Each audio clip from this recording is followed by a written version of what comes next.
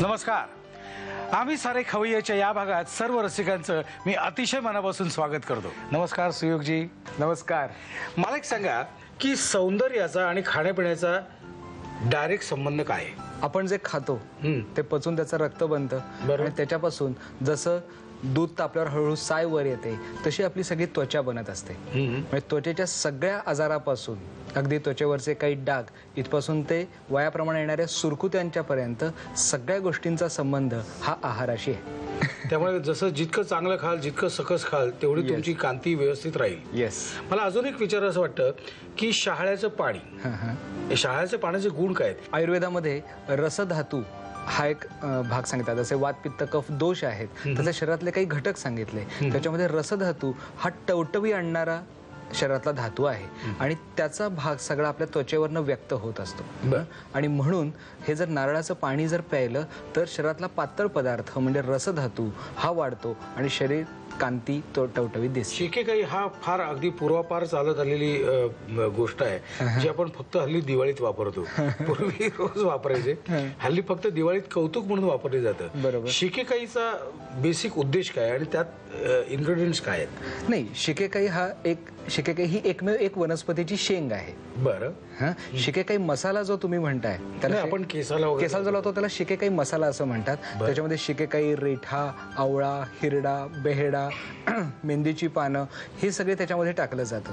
त्याच्याबरोबर गुळवेल टाकली जाते म्हणजे डोक्यामध्ये काही कुठलंही इन्फेक्शन, फंगल इन्फेक्शन वगैरे कुठलं होऊ नये, केसांची पोत सुधारावा, त्यांची लांबी वाढावी, ते जास्त दिवस काळे राहावेत याच्यासाठी या मसाल्याचा अतिशय चांगला उपयोग होतो। आणि पूर्वीच्या काळी ते उकळवून वगैरे असं वापरायला लागायचं। ते केलं तर अतिशय उत्तम। पण आजच्या धकाधकीच्या जगात माझ्यासारखे काही वैद्य आहेत की जे त्याच हर्बल वनस्पतींचं पूर्णपणे एक जेल बनवतात।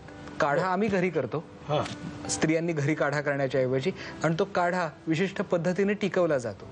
ओके। म्हणजे या गृहिणींनी फक्त तो घ्यायचा आणि वापरायचा आणि गुण तेच असंही करता येईल। मी तुम्हाला अजून एक प्रश्न विचारणार, कदाचित ऐकताना तुम्हाला थोडंसं हा प्रश्न असा काय विचारतो असा एक प्रश्न पडेल, पण हल्ली म्हणजे डोक्यात, म्हणजे आता आपण सौंदर्य म्हटलं की केसांपासून ते पायाच्या अंगठ्यापर्यंत पुरुष किंवा स्त्री आपल्या डोळ्यासमोर उभी राहते। केसांमध्ये उवा, लिखा किंवा कोंडा हा जो भाग आहे ह्याच्यावर आज अनेक प्रकारचे शॅम्पूज आणि वेगवेगळे औषधं दाखवली जातात। आयुर्वेदात अशा ह्याच्यावर काही औषधं आहेत का? खरं तर जे दाखवले जातात शॅम्पू त्याची सुद्धा बाटली आपण जर नीट वाचून बघितली, जे नाव तुम्ही आता घेता आहात, तर त्याच्यामध्ये सुद्धा आयुर्वेदातल्या वनस्पतीच घातलेल्या आहेत उवालिखांसाठी। बरं। पूर्वीच्या काळी आपल्याकडे जसं सीताफळाच्या बिया या सांगितलेल्या आहेत, या उत्तमोत्तम जे शॅम्पू आपण उवालिखांसाठी म्हणून वापरतोय किंवा त्याची तेलं पण आहेत त्याच्याबरोबर, यांच्यामध्ये या सीताफळाच्या बी सारखेच काही आयुर्वेदिक घटक आहेत। बरं। इतर काही नाहीये। ओके, म्हणजे आयुर्वेदातच ते वापर मदत करून ते हे करतात। येस। ओके। महत्वाच्या ज्या माझ्या दृष्टीने ज्या महत्वाच्या गोष्टी आहेत त्या मी त्यांना मध्ये मध्ये विचारणारच आहेत, पण आता आपण सौंदर्याच्या दृष्टीने आणि त्या दिशेने जाऊया, कारण तिथे सुद्धा एक वेगळं सौंदर्य आपलं वाट बघतंय। तर आपण किचनकडे जाऊया का? अगदी या सर। तिथपर्यंत पोहोचताना मला अजूनही तुम्हाला एक प्रश्न विचारायचा आहे की कोरडी त्वचा आणि तेलकट त्वचा ही कशामुळे बनते? म्हणजे त्याच्यावर काही उपाय आहे का? का उपाय करायची की त्याच्यावर काही गरज नाही, हे परमेश्वराने दिलेलं देणं आहे आणि ते आपल्याला आयुष्यभर वागवायचं आहे, हीच भावना आपल्या मनात पाहिजे। काही गोष्टी नैसर्गिक असतात। म्हणजे जन्मतः प्रत्येकाची आपण प्रकृती असं जसं म्हणलं तसं वात प्रकृती असणाऱ्या लोकांची त्वचा कोरडी असते, पित्त प्रकृती असणाऱ्या लोकांची त्वचा लालसर आणि मऊ असते, आणि कफ प्रकृती असणाऱ्या लोकांची त्वचा ही तेलकट असते। पण साधारणतः आपण वयाच्या 16 ते 18 या वयामध्ये पूर्ण तरुण होतो। या वयाला जो आपला त्वचेचा पोत असतो तो आपला किमान 45 पर्यंत टिकायला पाहिजे। Okay okay. त्यासाठी आपल्याला जे काय करायचं, मग तो जर बदलला तर मात्र तो आहे असं मान्य करून चालणार नाही, त्याच्यावर उपाय हा काहीतरी करायलाच पाहिजे। ओके। मठ्ठा भात। मठ्ठा भात। येस। ओके। साहित्य सांगता मला जरा? हो। अर्धी वाटी दही, 1 वाटी ताक, फोडणीसाठी साजूक तूप, भाजलेले तांदूळ, टोमॅटो, काकडी आणि गाजर हे चिरलेलं इथे, मिरपूड, कोथिंबीर, किसलेलं आलं, साखर, बारीक केलेली मिरची आणि सैंधव। ओके, हे तांदूळ भाजून का घेतलेत आपण प्रत्येक ठिकाणी बघत असाल तर आपण तांदूळ भाजून घेत आलो प्रत्येक कृतीमध्ये. याचं कारण असं की तांदूळ हा 1 वर्ष जुना वापरावा असं आयुर्वेद सांगतो. बरं. म्हणजे अजूनही आपल्याकडे जुन्या लोकांच्या मध्ये ती प्रथा आहे की 1 वर्ष तांदूळ घेऊन ठेवायचा आणि पुढच्या वर्षी तो वापरायचा. पण आता प्रॅक्टिकल जगामध्ये ते शक्य नाही, कारण हा जो नवीन तांदूळ वापरला तर त्यांना पोटदुखी म्हणजे त्याला कोलायटिस वगैरे असं म्हणतात, तर असे आजार त्यांना बळावतात असं म्हणतात. म्हणून हा तांदूळ दरवेळेला आपण भाजून घेतो. अच्छा, म्हणजे त्याचे दुर्गुण काढून टाकायचं आणि मग वापरायचं. येस. मला अजून एक विचारायचं आहे की सुंठ आपण म्हणजे जुनी माणसं सुंठीचा वापर जास्त होता नाही का, तर सुंठ आपल्या आयुष्यात किती महत्वाची आहे? सुंठीला विश्वभेषज म्हणजे सगळ्यात जगाचं औषध आहे असं म्हटलेलं आहे. बरं. त्याच्यामध्ये पाचक गुण आहेत, पित्तशामक गुण आहेत, रसायन गुण आहेत, अतिशय उत्तम ती आहे. पण आल्यापासून जरी ती बनवत असले तरी ताजं आलं म्हणजे कच्चं आलं हे तितकं गुणकारी नाहीये. बरं. त्याच्यामध्ये वाळल्यानंतर ते गुण बदलतात आणि म्हणून सुंठच वापरावी. ओके. आणि वेखंड? वेखंड हे अतिशय उत्तम बुद्धिवर्धक आहे. लहान बाळापासून ते वापरायला योग्य आहे. कितीही 1 दिवसाचं बाळ असेल तरी आपण त्याला वेखंड वापरू शकतो. पोटात गेल्यानंतर जसं बुद्धिवर्धक आहे तसं जाळल्यानंतर घरातले जंतू मारणार आहे. बरं. वेखंडाचे अनेक उपयोग आहेत. नाही, समजा माझं डोकं दुखत असेल तर लहानपणी आई वेखंड लावायची. वेखंडाचा लेप त्याचा कसा काय उपयोग होतो मला सांगा. इथे आपले सायनसेस आहेत. लहान मुलांची डोकी जी दुखतात ती काही लहानपणी खूप टेन्शन आलं वगैरे अशामुळे दुखत नाही. दुसऱ्यांनाच टेन्शन देत असतात ते. खरं म्हणजे खरं तर कफाचे विकार त्या लोकांना जास्त होतात. म्हणजे हा जो कफ इथं साठलेला आहे तो पातळ होऊन निघून जावा. उष्ण आहे वेखंड. उष्ण आहे वेखंड. आता या मठ्ठा भातासाठी आपण सगळ्यात प्रथम मठ्ठा बनवूयात. त्याच्यासाठी हे ताक घेतलेलं आहे.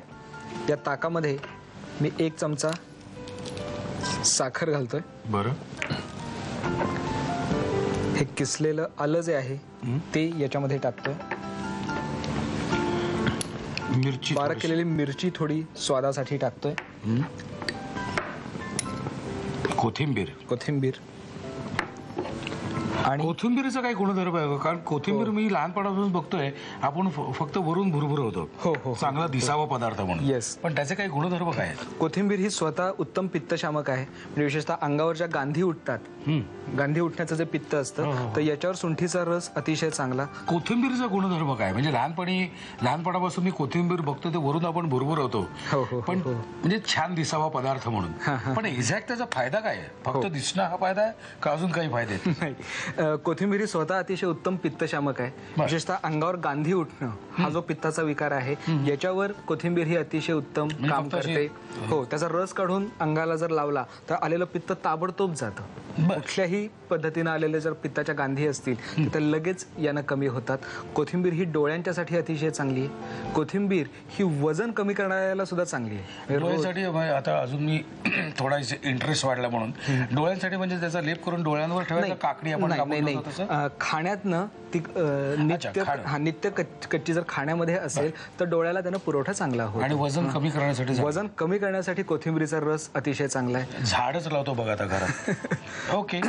याचे जे धने जे येतात त्याचं जे फळ येतं हे धने सुद्धा पित्तशामक आहेत. म्हणजे आपण उन्हाळ्यामध्ये वगैरे धन्याचं पाणी जे घेतो ते त्यासाठी. आता आपला हा मठ्ठा तयार झालेला आहे. ओके. मठ्ठ्याला बाजूला करतो. या गरम झालेल्या तुपावर मी हे तांदूळ टाकतोय.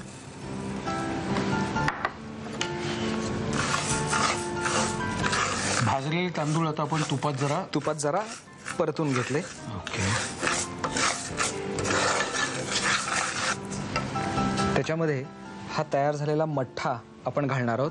म्हणजे भात शिजताना इतर ठिकाणी जे पाणी घातलं जातं त्याच्याऐवजी हा आपण मठ्ठ्यामध्ये शिजवणार आहोत. ओके. आता जनरली सौंदर्य म्हटल्यानंतर स्त्रिया सांगतात की मला वजन कमी करायचंय, मी भात नाही खात. परंतु आपल्या भारतातच असा एखादा प्रदेश असेल की ज्याच्यामध्ये फक्त भातावरच लोक जगत असतात. मग तिकडे सगळेच जाड लोक आहेत असं नाही ना. आणि तिथे छान दिसणाऱ्या स्त्रिया सुद्धा आहेत. हो. मला सारखा प्रश्न पडतो, चिकनी हा शब्द कुठून आला असावा असं. ओके. आपला भात, हा भात शिजतोय तर या मठ्ठा भाताबरोबर खायचा जो रायता आहे तो आपण तयार करूयात. या बाउलमध्ये हे चिरलेलं टोमॅटो, काकडी आणि गाजर मी घेतलेलं आहे. तुम्ही जर नीट बघाल तर गाजर किंवा काकडी या दोन्हीचे साली याच्यात काढलेल्या नाहीयेत. ओके. बरोबर. साली सकट घेतलेलं आहे. सालातच सगळं सत्व असतं. येस, ते खरं आहे. हो. हल्ली सगळे असं काढतात पण साली.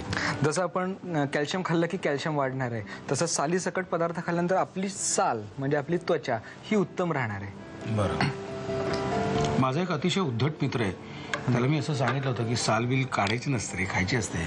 तो म्हणाला नारळ कसा खायचा. आता या चिरलेल्यामध्ये मी दही, मीठ आणि मिरपूड ओके हे टाकतोय.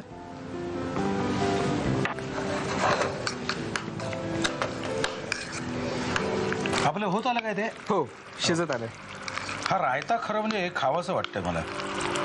तुम्ही खरं फक्त हे कच्चच खायला हवं.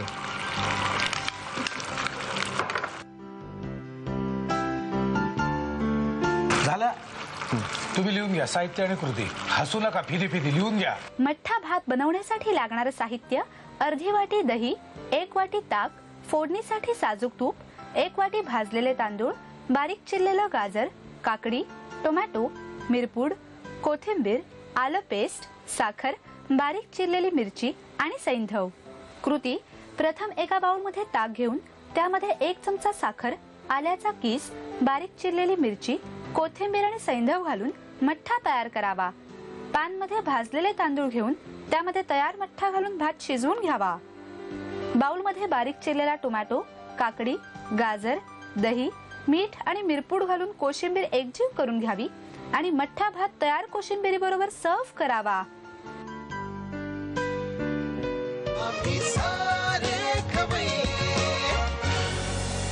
नमस्कार. आम्ही सारे खवय्याच्या या भागात सर्व रसिकांचं मी अतिशय मनापासून स्वागत करतो.